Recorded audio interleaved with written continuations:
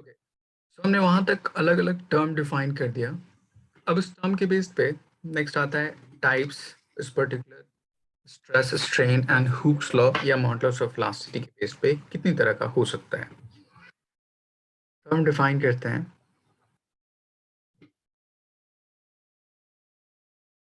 पहला अगर मेरे पास कोई ऑब्जेक्ट हो इस तरह, उस ऑब्जेक्ट में हम डिफॉर्मेशन दो तरह से कर सकते हैं। या तो उस ऑब्जेक्ट को एलोंगेट करने की कोशिश करूं, ये मेरे पास फर्स्ट सेकंड, तो पहला फोर्स में अप्लाई कर सकता हूं इस डायरेक्शन में टू एलोंगेट इट, या मैं फोर्स अप्लाई कर सकता हूं इस डायरेक्शन में टू कंप्रेस इट। तब इन दोनों कंडीशन में क्या होगा, ये ऑब्जेक्ट एलोंगेट कर सकती है इस तरह से, या ये कंप्रेस्ड हो सकती है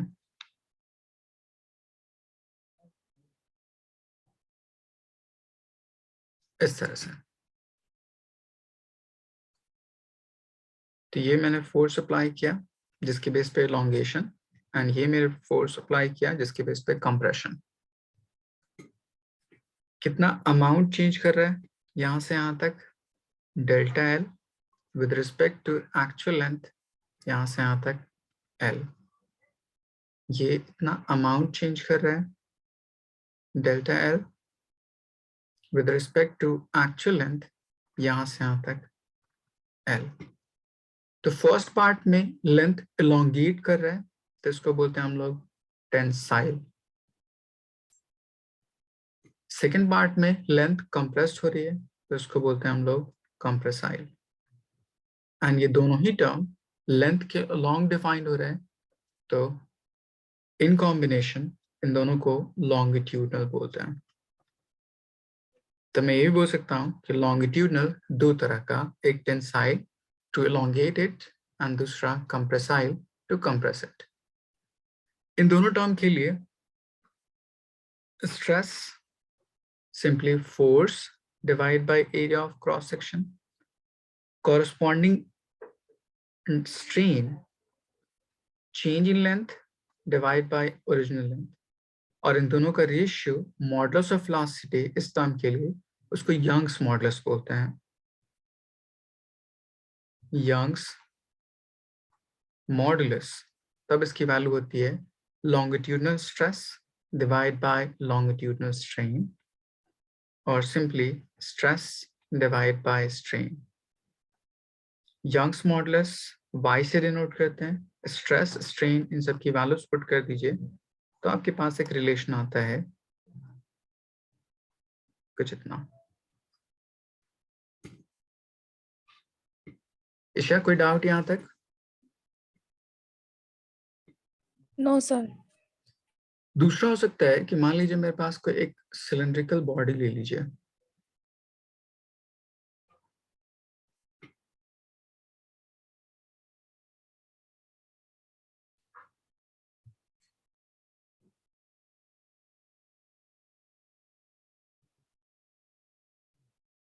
मैंने इसके ऊपर कोई डिफॉर्मेशन अप्लाई किया किसी एक डायरेक्शन में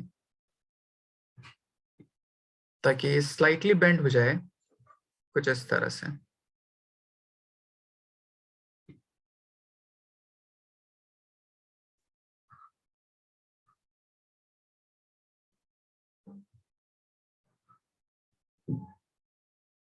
ऐसे मतलब इनिशियली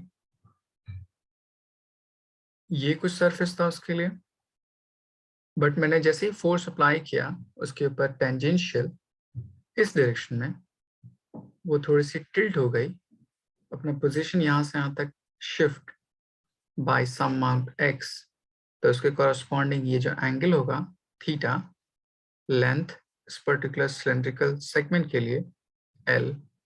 हमने यहाँ से इसके बेस को फिक्स रखा है एंड इसके ऊपर कोई टेंजेंशियल फोर्स अप्लाई किया इस गिवन सरफेस पे ताकि उसके शेप को स्लाइटली डिफॉर्म कर लिया जाए। तब इस टर्म को हम बोलते हैं टेंजेंशियल, या इसी चीज को बोलते हैं शेयर। तब इसके बेस पे हम 3 टर्म डिफाइन करते हैं सेम। पहला स्ट्रेस और shear stress is equals to tangential force divided by area of cross section. Corresponding strain equals to, यहाँ पे होता है theta which is equals to x by l, and दोनों को अगर डिवाइड करते हैं तो यहाँ पे उसको बोलते हैं हम लोग shear modulus, which is equals to shear stress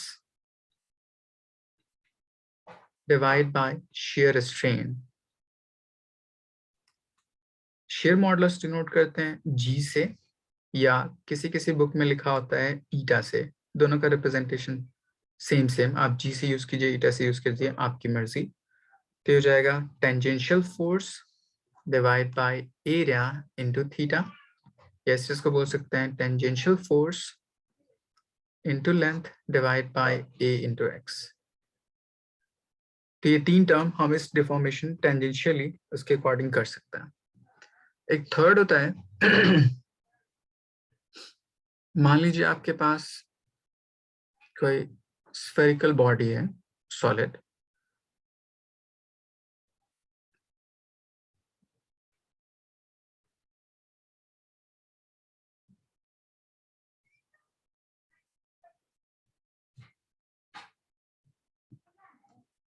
उसके ऊपर हमने फोर्स अप्लाई किया इस डायरेक्शन से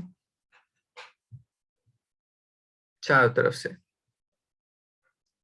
तब इस फोर्स अप्लाई करने की वजह से इसके वॉल्यूम में चेंज आता है, स्लाइटली कंप्रेस्ड हो जाता है। तब इस पर्टिकुलर टर्म को हम बोलते हैं वॉल्यूमेट्रिक, या उसी चीज को बोलते हैं हम लोग हाइड्रोलिक।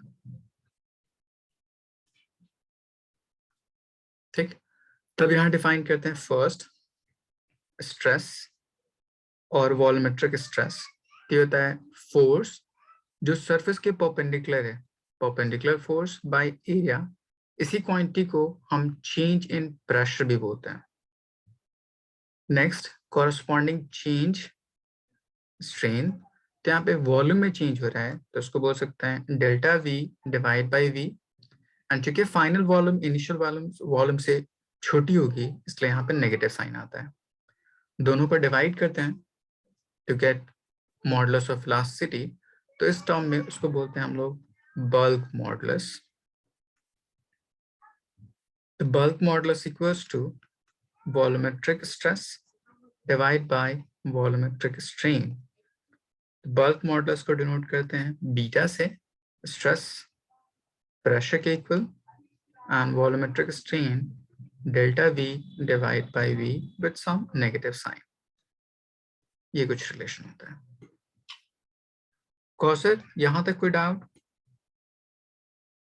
No sir. ओके, तो ये अलग अलग टर्म हो सकते हैं डिफॉर्मेशन कॉज करने के बेस पे। अब इन्हीं सारे अलग अलग टर्म के बेस पे आपको क्वेश्चन करने के लिए पूछ सकता है। ठीक, अब मैं आपको बताता हूँ क्वेश्चन सॉल्व कैसे कैसे करते हैं। जैसे पहला सवाल बोलेगा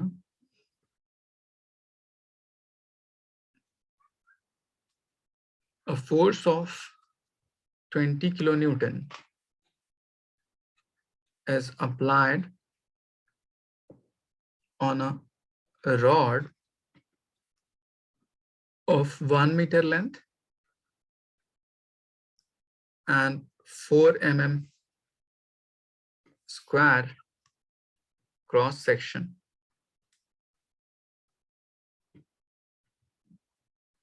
hanged from rigid support.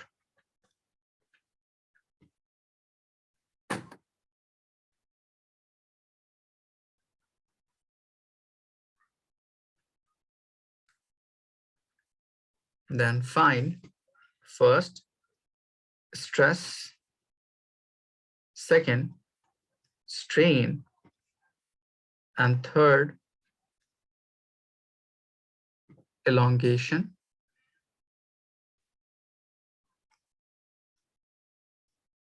If Young's modulus equals to 2 into 10 to the power 11 Newton per meter square. आपको सारे फॉर्मूले पता हैं वैल्यूज पुट करिए, सॉल्व करिए। अब देखिए वैल्यूज पुट करने से पहले हम पहले जो गिवन क्वांटिटी है पहले उसको देखते हैं कि कौन कौन सी चीजें दे रखी है, क्या वो एसआई यूनिट में है या नहीं। तो पहला काम फिजिक्स में हम क्या करते हैं, सॉल्व करते हैं, हर क्वांटिटी को एसआई यूनिट में ब्रेक करते हैं एंड देन उसके बाद फॉर्मूला अप्लाई करते हैं। तो आपको पहले फोर्स दे रखा है, force is 20 kilo newton. Next मेरे पास लेंथ ऑफ रॉड दे रखा है 1 metre and area of cross section दे रखा है 4 mm²।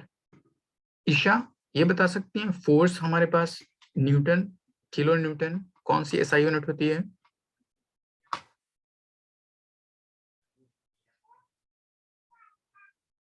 Sir CGS। मैंने पूछा क्या अभी जो क्वांटिटी फोर्स दे रखी है वो एसआई यूनिट में है या नहीं है? No sir. कैसे कन्वर्ट करेंगे?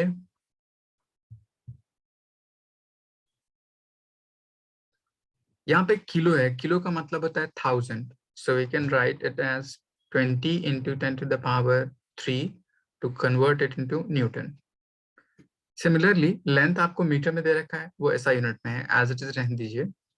एरिया 4 mm² है, mm को मीटर में कन्वर्ट करने के लिए 10⁻³ एंड चूंकि mm² है इसलिए -6, ये वैल्यू हो जाएगी 4 into 10⁻⁻6 मीटर स्क्वायर। कौशल कुछ समझ आया आपको? Yes sir. ओके, अब आपके पास फॉर्मूला आपको पता है स्ट्रेस कैलकुलेट करने का, वैल्यूज पुट करिए, सॉल्व कर लीजिए, स्ट्रेन कैलकुलेट करने का एंड एलोंगेशन कैलकुलेट करने का। वैल्यूज पुट कीजिए, देखिए आंसर कितना कितना आता है। एक बार सॉल्व करने की कोशिश किए थे सारे लोग? सर वो आप हमें दिखाए क्योंकि हमने वो लिखा नहीं है। पहला, अगर आपको स्ट्रेस कैलकुलेट करना हो, so stress equals to force divided by area of cross section। आपको फोर्स पता है, एरिया पता है, कैलकुलेट कर सकते हैं।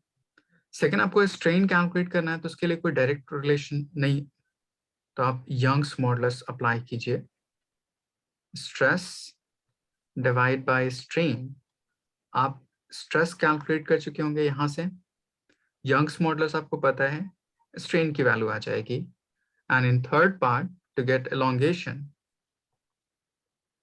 Strain equals to change in length by original length. तो आपको स्ट्रेन यहां से पता चल जाएगा, डेल्टा एल कैलकुलेट करना है, लेंथ की वैल्यू आपको गिवन है, पुट कीजिए, सॉल्व कीजिए, देखिए आंसर कितना आता है।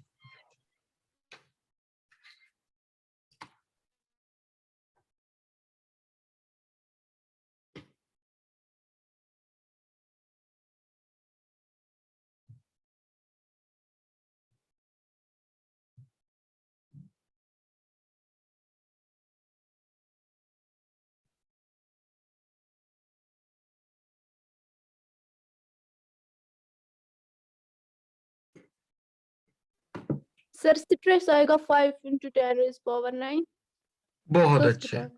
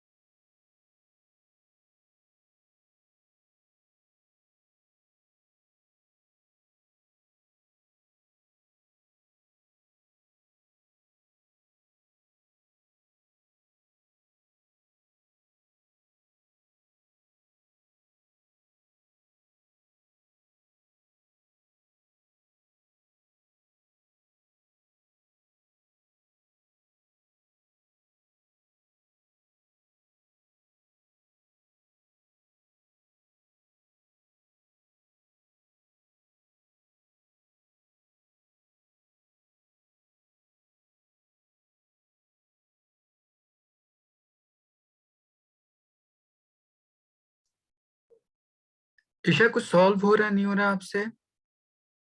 Yes, sir, हो रहा है. ओके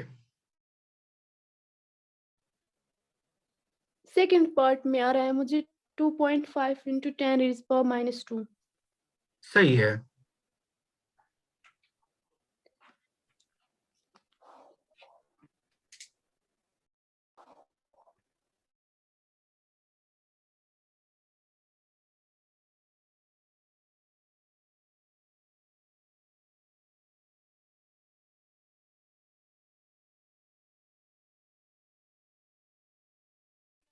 थर्ड पार्ट में भी यही आ रहा है गुड. बिकॉज में आ दैट रहा इज 1 मीटर है ना. हाँ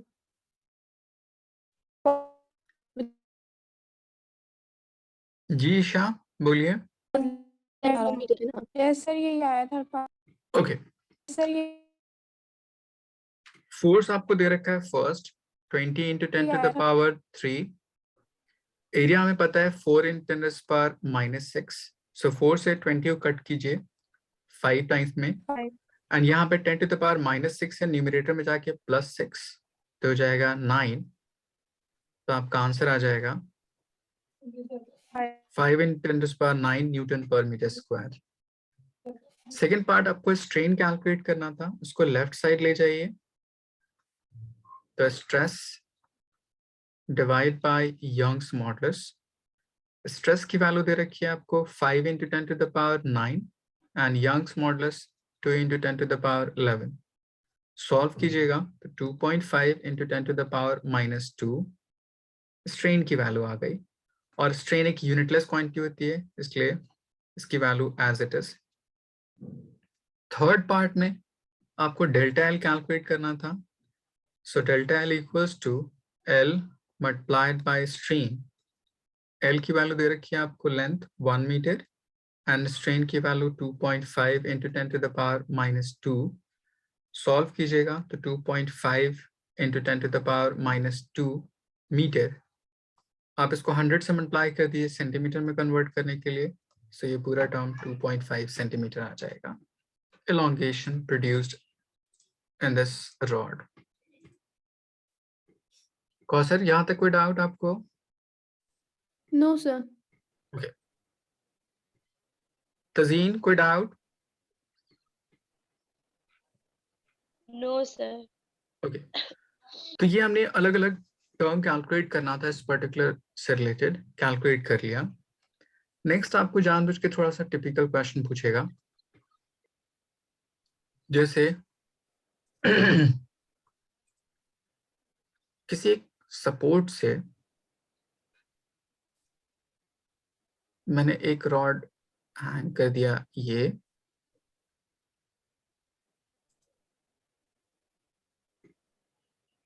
उसके साथ कोई एक ब्लॉक,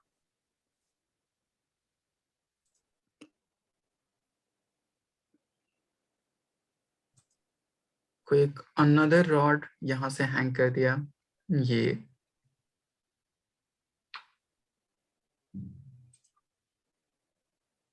एंड उसके साथ कोई एक अनदर ब्लॉक. आपको पूछेगा find ratio of stress developed in two different rod. अगर इस पर्टिकुलर रॉड उसका अपना कुछ मास से रखा हो 3 kg एंड इस पर्टिकुलर रॉड उसका अपना कुछ मास से रखा हो 2 kg. ठीक, एरिया आपको दिख रहा है. फर्स्ट वाले टर्म इसका एरिया यहां से यहां तक, या इसका डायमीटर ले लीजिए. इसका रेडियस अगर 2r है एंड इसका रेडियस जस्ट r है, इसकी भी लेंथ l, इसकी भी लेंथ l, तब इसके बिहाफ पे क्वेश्चन कहते हैं find ratio of stress into wire. कैसे अप्लाई करूं? तो सबसे पहले हम चेक करते हैं कि कौन सा फोर्स यहाँ पे रिस्पॉन्सिबल होगा उस ऑब्जेक्ट में डिफॉर्मेशन करने के लिए. तो पहले देखिए यहाँ पे लोअर ब्लॉक में 2 kg मास है, तो इस पे एक फोर्स ऑफ ग्रेविटी एक्ट करती होगी डाउनवर्ड डायरेक्शन में, मास टाइम्स ग्रेविटी, जो इस पे डाउनवर्ड फोर्स अप्लाई करता होगा. उसको बैलेंस करने के लिए एक फोर्स लगता है उस ऑब्जेक्ट के ऊपर जिसको बोलते हैं टेंशन, इस पॉइंट ऑफ कांटेक्ट के जस्ट ऊपर। तो यहाँ पे एक फोर्स एक्ट करता होगा टेंशन T, इसको आप T1 मान लीजिए इस लोअर ब्लॉक के लिए, या इसको T2 मान लीजिए लोअर ब्लॉक के लिए। तो नेट फोर्स अगर मैं इस पॉइंट पे देखूं तो total upward force total downward force should be equal, इसलिए T2 equal to 2 times gravity, और यही T2 बेसिकली इस पर्टिकुलर वायर में फोर्स अप्लाई करने के लिए रिस्पॉन्सिबल होगा, इसीलिए इस पर्टिकुलर को आप फोर्स भी बोल सकते हैं, डिफॉर्मिंग फोर्स। ईशा, ये बात समझ में आई आपको? Yes sir, yes sir. Similarly अगर मैं इस पॉइंट पे देखूं तो वही सेम टेंशन इस डायरेक्शन में एक्ट करता होता है T2। इस पॉइंट पे ब्लॉक उसका मास 3 kg, सो एक अनदर फोर्स डेवलप होता होगा इस डायरेक्शन में 3 टाइम्स ग्रेविटी। इन दोनों को बैलेंस करने के लिए एक टेंशन ऊपर डायरेक्शन में एक्ट करता होगा इस पर्टिकुलर ब्लॉक में, उसको मान लीजिए T1। सो नेट फोर्स अगर मुझे यहाँ पे देखना है, total upward force equals to total downward force. T2 की वैल्यू हमने नीचे कैलकुलेट कर लिखी थी 2G, 2 + 3 इन टोटल ये हो जाएगा 5 टाइम्स ग्रेविटी। कौशल यहाँ तक समझ आया आपको? Yes, sir. ओके, तो हमने फोर्स कैलकुलेट कर लिया दोनों में कितना कितना है। अगर आपको एरिया कैलकुलेट करना है इन्हीं दोनों टर्म के लिए, तो ऊपर वाले टर्म के लिए area pi r square, r आपको दे रखा है 2r, तो उसका स्क्वायर हो जाएगा 4 टाइम्स ऑफ r स्क्वायर। नीचे वाले सेगमेंट के लिए अगर एरिया कैलकुलेट करना है तो हो जाएगा पाई रेडियस r स्क्वायर। तो आपको फोर्स भी पता चल गया, एरिया भी पता चल गया। तो अगर पहला कैलकुलेट करना था आपको स्ट्रेस फर्स्ट वायर में, तो हो जाएगा force in first by area in first. Force पहले वाले टर्म में दे रखा है 5 टाइम्स ग्रेविटी, एरिया पहले वाले टर्म में दे रखा है 4 पाई r स्क्वायर। अगर आपको सेकंड टर्म में कैलकुलेट करना था नीचे वाले वायर में, तो stress in second wire equals to force in second wire by area of cross section. Force second वाले वायर में हमारे पास T2 that is 2 kg. 2 times gravity and area of cross section pi r square. So to get a ratio of these two to one different quantity, उनको divide कर दीजिए।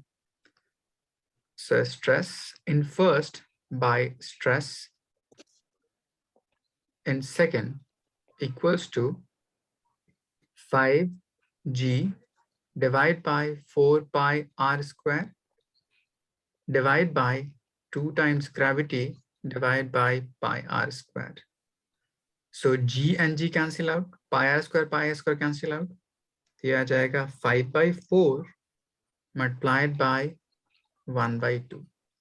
तो ये पूरी value हो जाएगी 5:8। Bye-bye. आया समझ?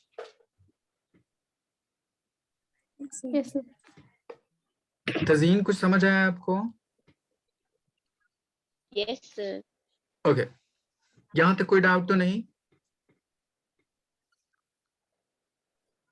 ओके, तो हमने ये अलग अलग स्ट्रेस स्ट्रेन एंड उसके बेस पे इतनी तरह से अलग प्रॉब्लम सॉल्व कर सकते हैं, या इसको इस तरह से हम कैलकुलेट कर सकते हैं। नेक्स्ट होता है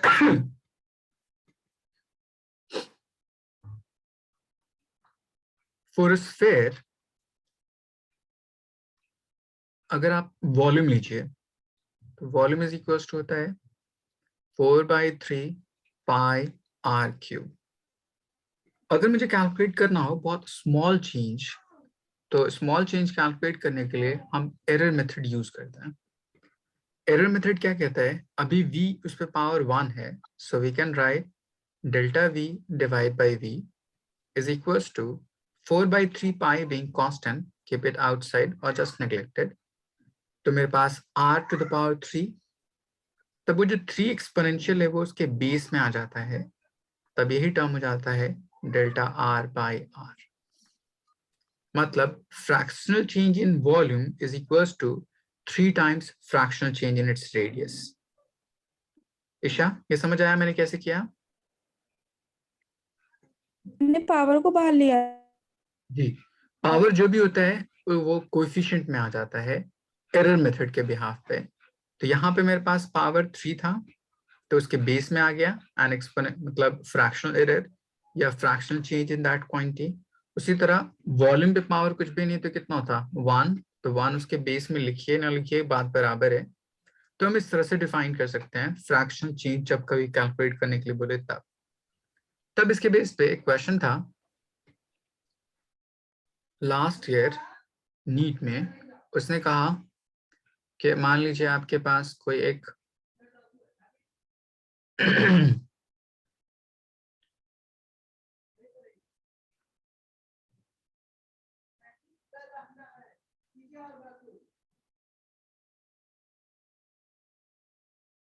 एक पिस्टन, यहाँ पे कोई लिक्विड उसके अंदर फिल्ड,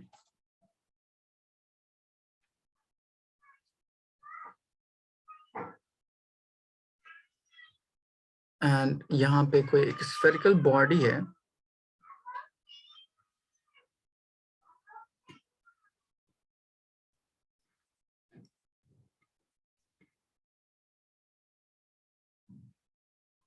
जिसका रेडियस r है। अगर इसके ऊपर कोई ब्लॉक प्लेस कर दिया इस तरह जिसका मास m, area of cross section इस पर्टिकुलर टर्म का a, तो क्वेश्चन पूछता है find fractional change in radius of sphere. Kausar, ये समझ आया आपको यहाँ तक? Yes, sir. अब देखिए फ्रैक्शनल चेंज इन रेडियस कैलकुलेट करना है तो क्या वन डायमेंशनल मतलब लॉन्गिट्यूडनल स्ट्रेस या shear स्ट्रेस या वॉल्यूमेट्रिक स्ट्रेस, कौन सा स्ट्रेस यहाँ पे अप्लाई होता होगा?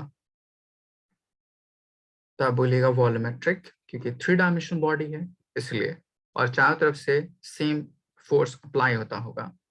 यहाँ पे सोर्स ऑफ अप्लाइंग फोर्स कौन हो सकता है? तो आप बोलिए ब्लॉक, जिस पर मास m है, तो वो डाउनवर्ड डायरेक्शन में ग्रेविटी एक्ट करती होगी, तो ये कुछ फोर्स अप्लाई करता होगा mg।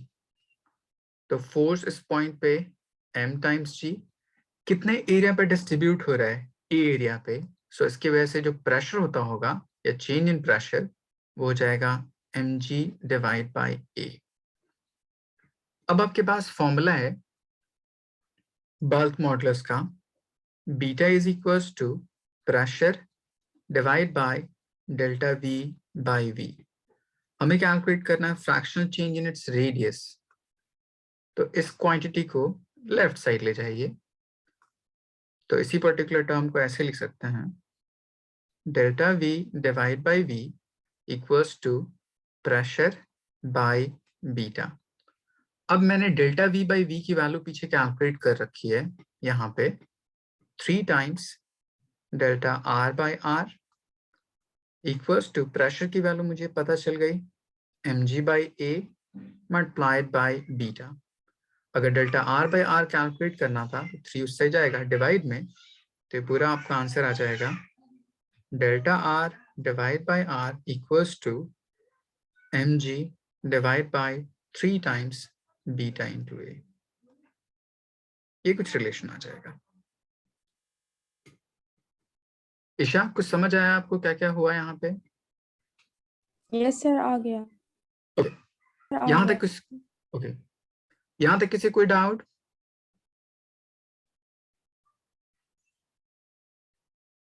कौसर, कोई डाउट यहाँ तक? No, sir.